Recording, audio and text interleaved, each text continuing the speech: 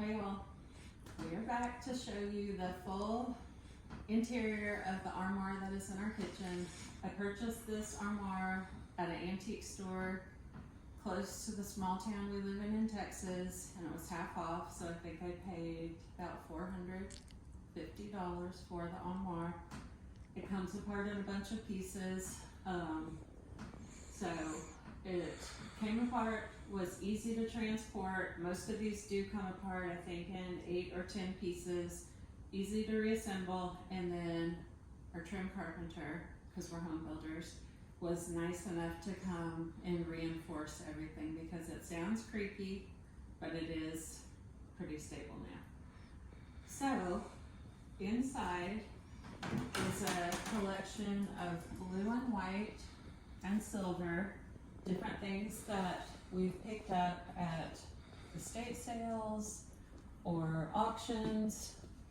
So we keep this in the kitchen. We really don't use a ton of it every single day, but we do use the dishes every day.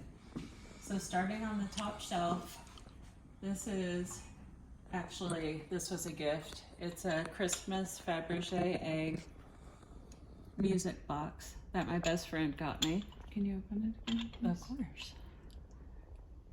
Thank you. It's really pretty. And so for most of the year, I leave the holly leaves turned to the back and the bows at the front, so it matches. Then on this shelf, we have a set of, I think I have 13 of the blue cobalt crystal cut to clear that I got at an auction, also in a very small town here in Texas. They're fabulous, super heavy. Every single one is a different weight and a different height. So you can tell they're all handmade and they're so beautiful. There's not a ton of variation in the height though, is there? Just probably between, I would say, 1/4 of an inch to 1/8 of an inch when they're all together on the countertop, which I'm fine with. I like imperfection because you can tell it's handmade. Then these are sterling silver candelabras that I also found at the same auction here in Texas. Haven't used those yet, but I'm definitely looking forward to it, so those kind of stay up there. And then I have some of the real blue willow with the gold detail on it up there in the back. And then these are some gorgeous teacups that my daughter got me for my 50th birthday that I use all the time. Then on the next shelf, starting in the back, this is a bird print that we just found at an estate sale that was framed in something else. And I moved it to this, even though this isn't the right frame for it, but I love how that looks. I think that was $2 for the print. And so I like to prop things up in the back, like prints, or I have some invitations, hand engraved invitations that are really pretty that I just save in here. Then we do a lot of tea, especially in the winter. So I have some Limoges teapots that I found at estate sales as well. They're really pretty. You can find lots of Limoges things. You just need to look carefully at the back stamp. Then I used to collect silver candlesticks. I've stopped collecting because I have so many, but I love them at all different heights and thicknesses. So you can mix them all together, put a ton on a table with tapers, and they're so gorgeous. So we keep those in here. More of the original blue willow. Who makes that? I'm not sure. Let me see. Well, I need to get my glasses. Let me see. That one's really old. Let me see if I can find a better one. Can you read that stamp? Rosenthal, maybe? Maybe Rosenthal. I don't know. Can you read it? No, ironstone ware made in occupied Japan. Interesting. So our farmhouse is in the country, but I do like English antiques a lot. Obviously this is made in Japan, but Blue Willow was more English. So I love collecting English things to go in the farmhouse. That's very traditional, easy to find those items, and it's just something I've always loved, and I know I will always love it. So I just buy things that I love, have always loved, so that I don't get tired of them. Blue Willow I've loved since I was a kid, blue and white. So those are just classics that you can use forever. I collect the tea strainers for tea. I've got a ton of these, and you can find these at different estate sales as well. They have the ones like this. Of course, I haven't been polished, but that sit on top of, those are coffee cups, but sit on top of the teacups. They have ones with handles. That's neat. Something like a mirror without the mirror. Yes, It's they're really beautiful.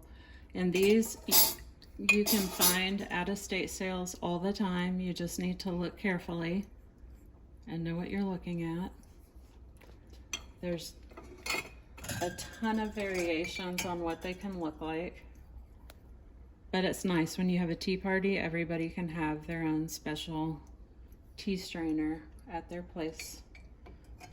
This one. Lots of lovely ones.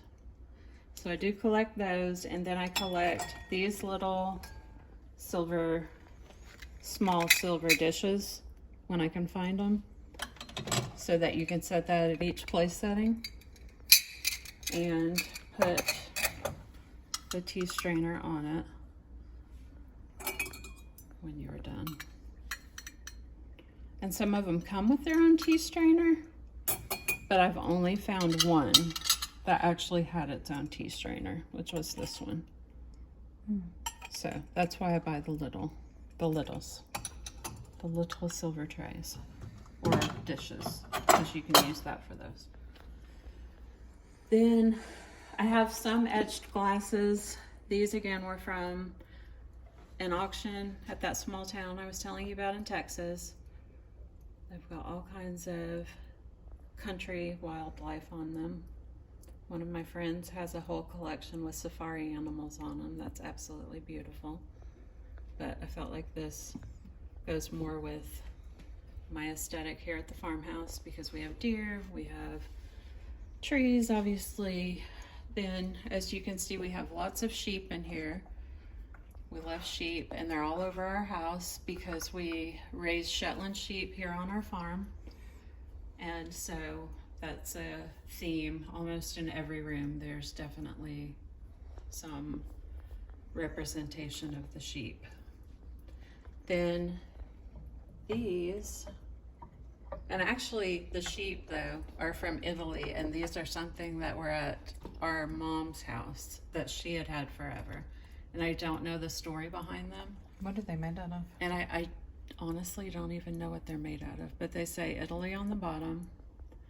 I don't know where she got them or how. It's almost like a plaster. It feels like a plaster. Yes. And there's little lambs and all of that. It does feel like a plaster. They So look I'm like not plastic, sure. but as soon as you touch them, you know that there's something else. But I think that's so interesting that she had that. It is. But she did like Easter, so maybe it was for It Easter. is a nod to Easter. So, honey pot you saw in our first video. This was one of our estate sale finds. And then 2 weeks later, I found the exact same honey pot at another estate sale. So I have two. And we have, both my sister and I have our own apiaries on our farm. We live right next door to each other. So she has her hives on her side and we have our hives on our side. So we love to serve our honey in the clear crystal so that you can see the color. Our honey is very dark. Hers is very light. It's just totally different, even though we're on the same exact piece of property, which is very interesting. But I do like to get groups of two of things because we have a long farmhouse table, so it's nice to have one on each side so you're not having to pass everything to everybody for the entire meal. Everybody has what they need in front of them. So I was thrilled to find a second one. And I think these were $10 each, I think. And then, what did you say you saw them online for? Were they 100 or were they 200? I think they're Gottinger. Yes, I think you're right. And they're way more expensive.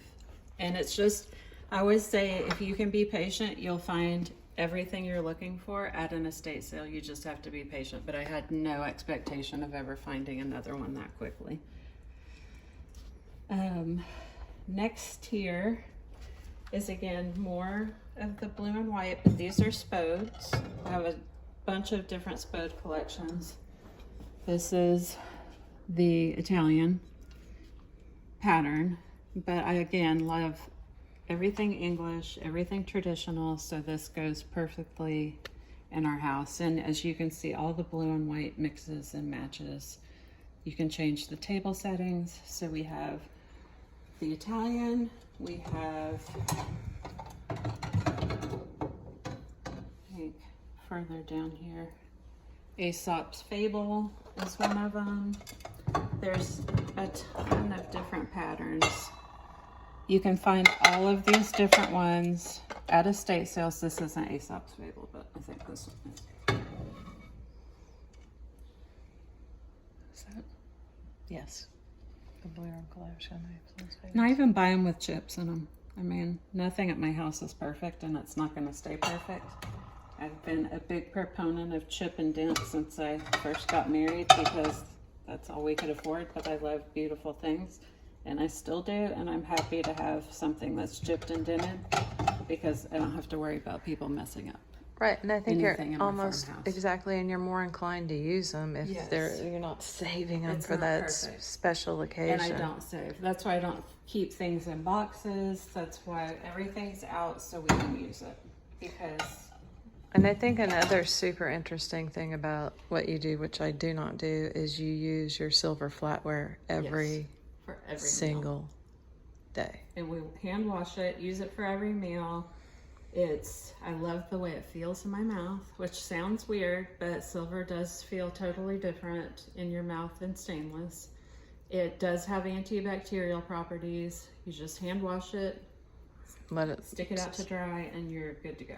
And you can find that at every estate sale. There's so much out there to find that's so beautiful and so well made that there's no excuse not to try to find beautiful things that are really well done for a lower price than going to Target, Walmart, Home Goods. Not that there's anything wrong with that, but I like having nice things. And if I can have that for the same price or less, I'm all for it.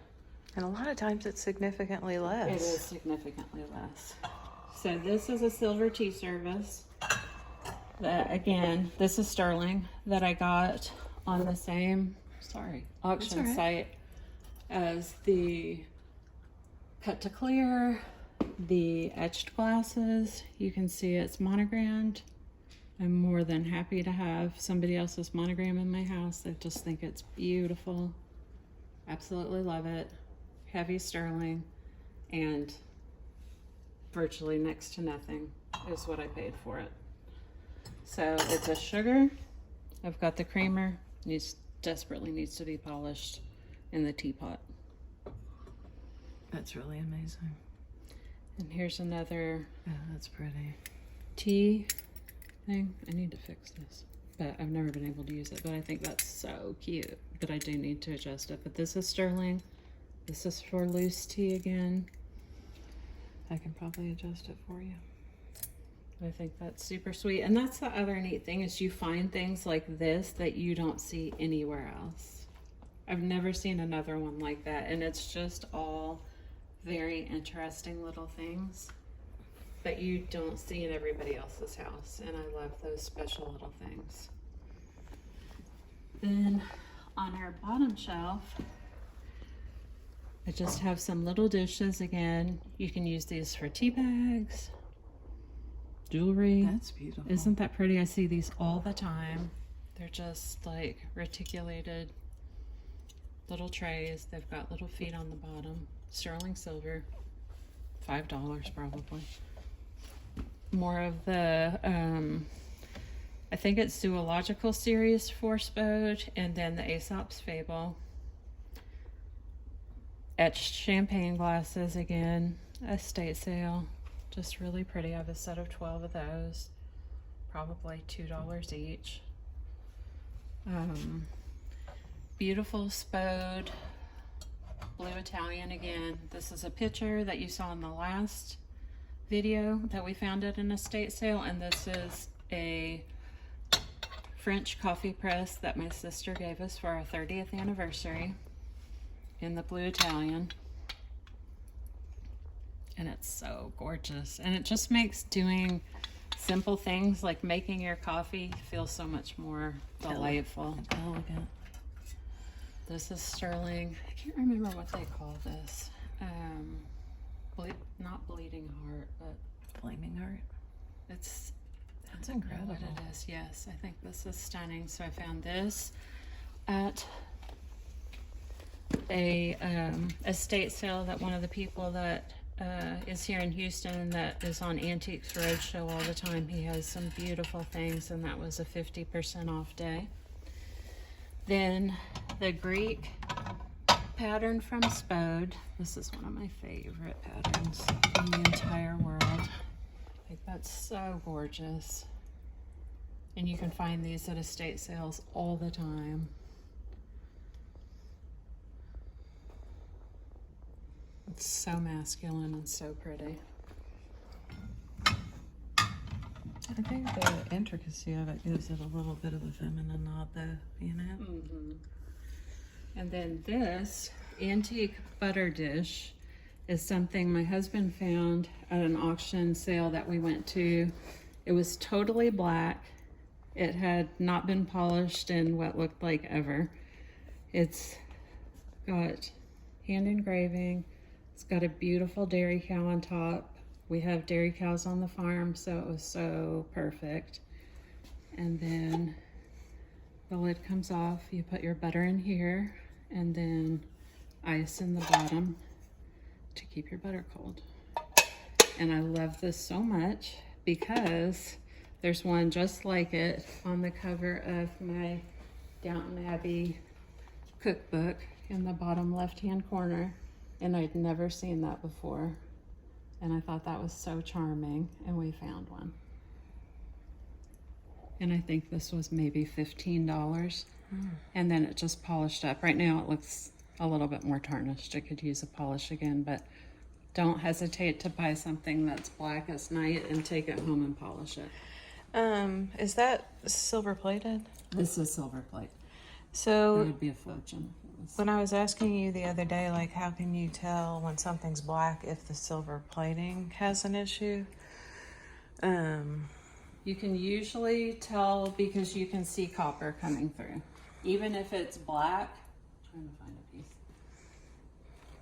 Even if it's black, you can see copper coming through. Like, this is very tarnished, and it looks almost orangey, but this doesn't have any copper coming through. So you have to look very carefully just over the whole piece to see if you see any areas where the silver plating's coming off and you have copper, because it's incredibly expensive to replate stuff. So just only try to buy things that you don't see actual copper coming through. You don't see a different color other than the tarnish. And I think you get more used to looking at that. And sometimes pieces will be polished and you can see the copper, but like this piece is sterling. This hasn't been polished in what looks like a decade. But see, you can see all that tarnish, but it's sterling silver. So you just have to look super carefully to see if you see any of that copper penny color coming through. It's usually on the edges or the relief that's sticking up, because that would have been where it was cleaned the most and rubbed off.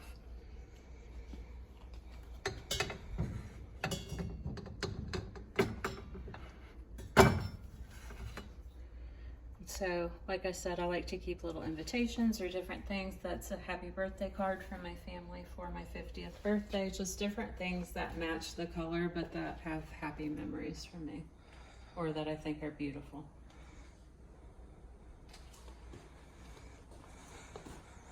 so that is our gorgeous china cabinet. And I love putting antique pieces of furniture in the kitchen to store all of these types of things that you use every day, because it just makes the kitchen look more special and custom and beautiful. And it's just such a pleasure to open a beautiful cupboard like this and take your beautifully displayed things out. And I do like to mix it up so it looks more like a store and less like just Storage. storage. Yes, I want it to look beautiful when I open it. It makes me want to use all the items. So I do try to change the heights, textures, patterns, and all of that, mix it up to where it looks like I'm walking into a boutique and picking something out that I love. It's beautiful. If anybody has any questions or would like more information on any of the items in here, please do not hesitate to put a comment down below, and we'll certainly Yes. We'll tell you what it address your is, request. what it is, where we got it, who made it, all of that. Thank you.